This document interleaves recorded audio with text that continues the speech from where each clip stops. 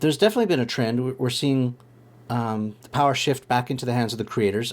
I don't think it's ever been a better time to be a creator, an artist, especially because you can go audience direct. It's an amazing time. What are your thoughts on this, though? Someone who would push back and say, well, you know, someone's already done a funk band that does, super cool, DJ mixes and mashups. That's already been done. I can't do it anymore. What would you say to people that say it's already been done?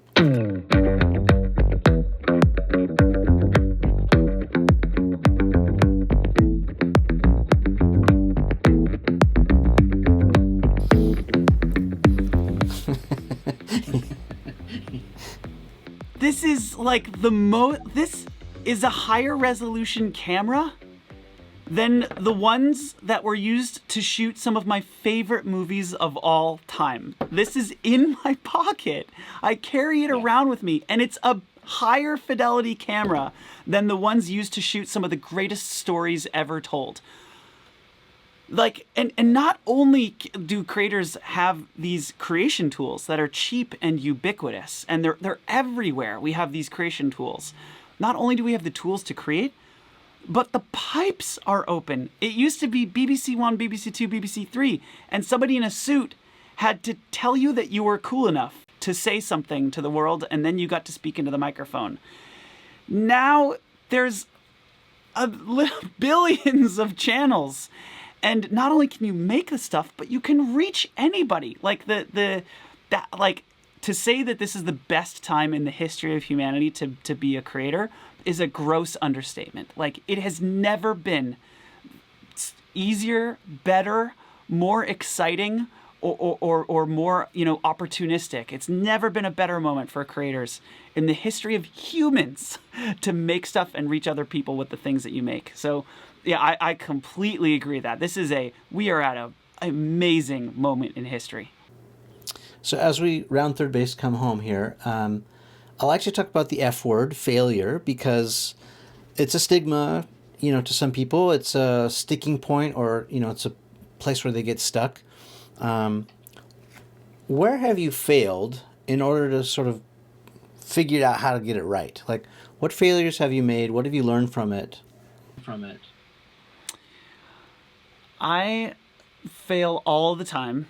I faceplant all the time. So often that I made a video about it, where I just list all of my most epic failures, one after the next. It's a 45-minute video. And I mean, there are sort of like micro fails on a day-to-day basis. And then there are things that like were big projects that I really cared about that just fizzled. And so yeah, I would say there's like a range of failures, not just in scope, but also in DEF CON alert level. Well, so let me embed another question in the question, which is, how do you feel about failure now versus like when you first started? Do you have a different perspective on it? I do. I used to be, when I would spend 5 days making a YouTube video, and I'd cut things out of cardboard and I'd put markers on it, and I'd get out a projector and I'd do 3D projection mapping, and I'd write out the story and do all the sets, and I just thought that this is my masterpiece. This is the best YouTube video I ever uploaded, and I'd upload it and then it would just disappear. Like nobody saw it. Like YouTube forgot to deliver it to our subscribers. That would wreck me. Like, I would get wrecked by that, because I just felt like I worked so hard and it felt like such a flop, and I would be like down for weeks after something like that. And then my perspective kind of changed as I learned more about artists and business people and my heroes. I learned about their approach to these things, and the best way I could kind of summarize it is, you make a lot of things, and some of them work, and some of them don't, and that's not in my control. Like, what I can do is I can make a lot of things. I can't influence which ones work and which ones don't. I think Irving Berlin wrote something like, he published like 1,500 songs in his life, and he was somebody once said that he wrote, for every song he published, he wrote 10. That means he wrote 15,000 songs in his life. He published 1,500 of them. He only had a couple Grammys and hits, and they're like 3 or 4. So out of 1,500 songs, like one of the greatest songwriters who's ever lived, some people say Irving Berlin is the greatest songwriter that's ever lived, wrote 1,500 songs and won 4 Grammys. Like, what's your batting average there? It's actually not, it's not like he's like churning out Grammy after Grammy. So yeah, like what is not in your control is which things work and which things don't. What is in my control is making stuff passionately that I care about, that I think has a good chance of reaching other people and helping other people, find meaning. So 2 questions now that are sort of begging the question, which is, what should we be measuring if it's not the optics? And how long do we give this really great idea of ours until we cut bait and pivot or move on to the next thing or shelf it? Yeah, how should we measure ourselves? So this is different for everybody. And this is one of those things where I think it's hard to give advice because different people, have different things that matter to them. So for me, I know like the things that matter to me as an artist, but those are different things than things that matter to that person or that person. Things that I like in my music, I really care about harmony. I care about voice leading. I care about well-crafted melodies. I care about form and song structure. I care about production that is both standing on the shoulders of giants and also like, rooted in the past, but then totally fresh and different and nothing that you've ever heard before. Like those, like there's many more things, but like those are the things I care about as a song producer and as an artist. And then I also care about impact on other people. If I'm making art in a vacuum, I'm not one of those artists who's like, fuck it, I write for myself and I don't care if anybody ever hears it. I wish I was one of those artists. The truth is I'm not. I would like to be, but I care if my music reaches other people.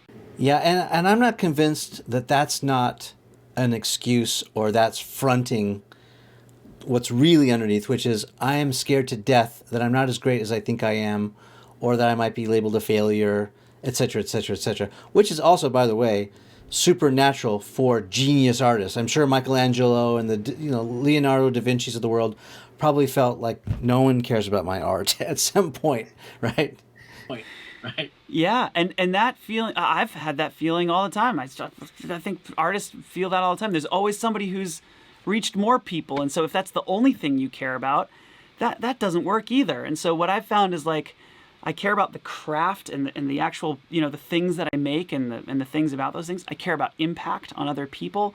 And then I also just care about, I care about the why behind my work, right? Like you can't lose sight of the why. Like the comments that Pomplamoose gets on our video, and I'm not trying to blow smoke up my own butt here, but like, we reach people with our music. We help them make decisions. We help them think about their lives and we cheer people up and we, help people have a good morning. And we help, we get messages from fans who say like, your music was the soundtrack of me and my girlfriend falling in love this summer. And like, we will forever cherish this album.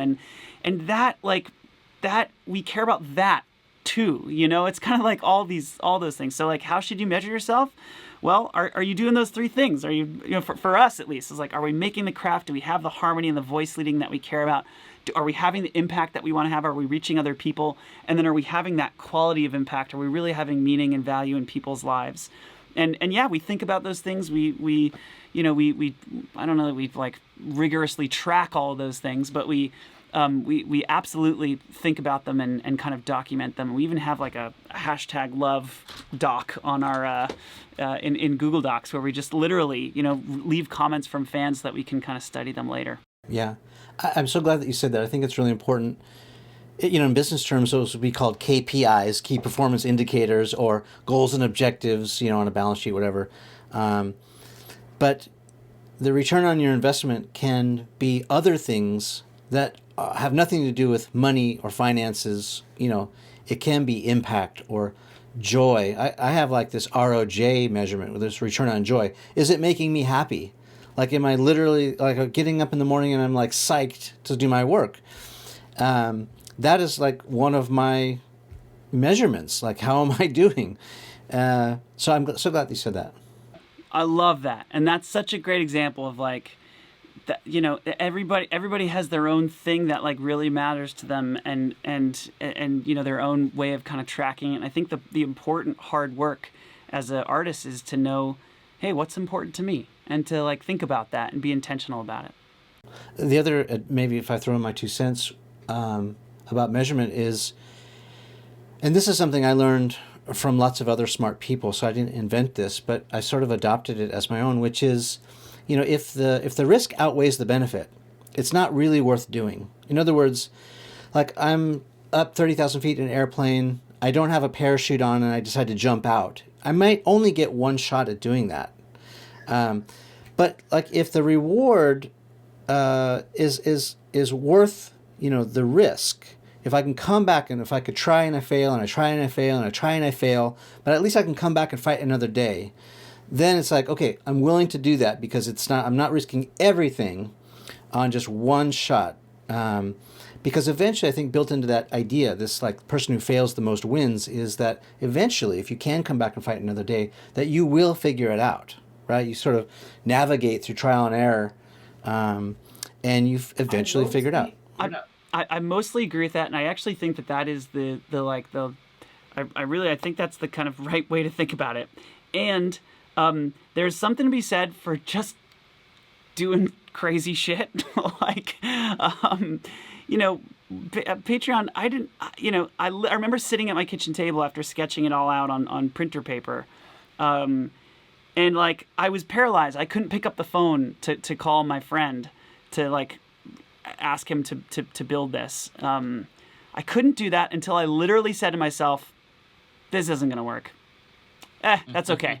Like, it's not going to work. I'm going to do it anyway, even though there's zero chance. Like who, you know, and so sometimes I guess what I'm saying is it can be helpful to like bury some of your prudence in the backyard for a couple months and just do some crazy shit that, you know, who knows what's going to happen. and if it works, it'd be great. And I'm all for that moonshot. Like, I think we need to be ambitious. I agree. But I think what I'd point out is that you didn't like mortgage your house and, you know, like jeopardize your safety, and like you didn't risk it all on, you know, 13 Black, right? It was an ambitious project. Maybe you didn't even feel qualified to do it. But, you know, the risk was not as great as the benefit, or the benefit far outweighed the risk, and so it was worth doing.